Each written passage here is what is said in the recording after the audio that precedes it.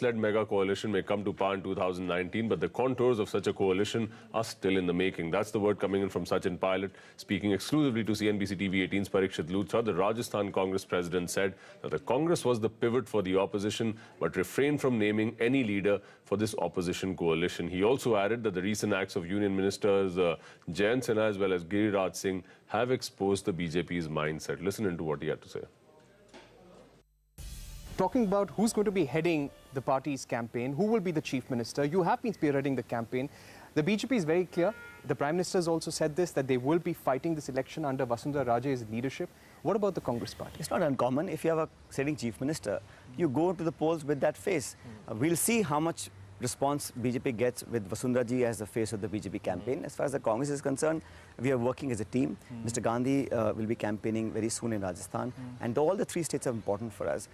The Congress has traditionally never announced the names of who will be chief minister. That's the job of the Punjab. Well, there are one or two examples where it may have happened, but generally speaking, the convention has been that we don't announce the name of who will be chief minister. The MLAs who are elected, and once they form the government, they choose their leader, and the party will decide who will become chief minister. But doesn't this show that there is factionalism within the party? There are camps. There's an Ashok Gehlot camp. There's a CP Joshi camp. On one hand, Rahul Gandhi and the Congress party want to encourage the young guns, the young Turks of the party, and build a future generation of leaders. But on the other hand, you also have to keep placating the old leadership. It's not either or. You see, no one person can turn around the fortunes of a party in a large state like Rajasthan. So the successes that we've had in Rajasthan, I think I attribute that to the cooperation I've got from all the leaders in Rajasthan. Workers have worked really hard, and every leader in the Congress party has got a specific task to deliver. Now, I've been party president for the last 4.5 years, and my single and only priority is to make sure that we win the polls.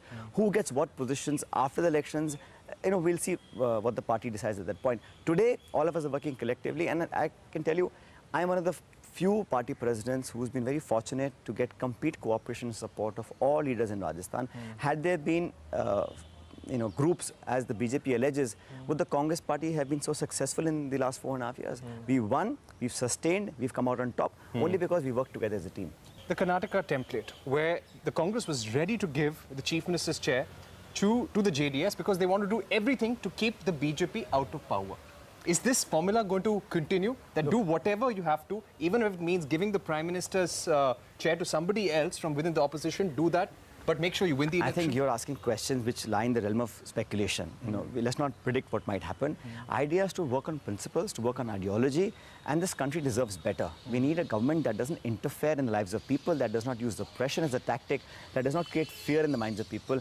And, the issues of price rise and farmer suicide and attacks on tribals and Dalits, that is not taking center stage. But this mob lynching and which meat are you eating, who are you praying to, what clothes you're wearing, this sort of divisive politics is uncalled for in today's India. So who will be leader, how will it all work out, it remains to be seen. But I can tell you that Mr. Rahul Gandhi as Congress president has done what is expected of him, to take the charge and lead from the front. He's making the BJP very uncomfortable. And people are seeing now that the questions that Mr. Gandhi asks are being unanswered. So who will be the coalition leader? That field is still open. Well, I think, like I said to you, the natural pivot around which parties will have to come around and work together has to be the Congress party, because a non-Congress formation in the past has not really yielded any positive results. So the Congress certainly is the party that will take on the BJP at a national level, but the regional parties have a very important role to play.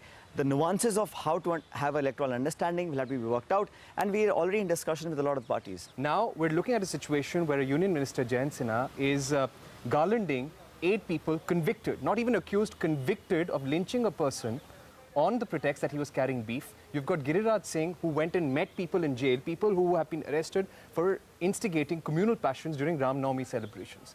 How is the Congress going to push this? All I can say is that despite all the 4 years of chest thumping and bravado that they presented, the mask is finally coming off. Now you're seeing the reality of what the BJP stands for. And I don't want to comment about Mr. Sinha, because I think his father has very eloquently described about what he thinks happened.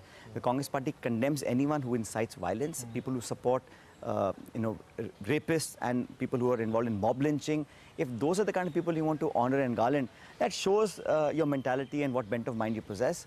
Less said about that, the better. The Congress, I think, is moving towards a positive agenda. I don't want to keep harping about the negativities of the BJP, but yes, they're, you know, what Dr. Amartya Sen said yesterday, two days ago about the BJP is very telling.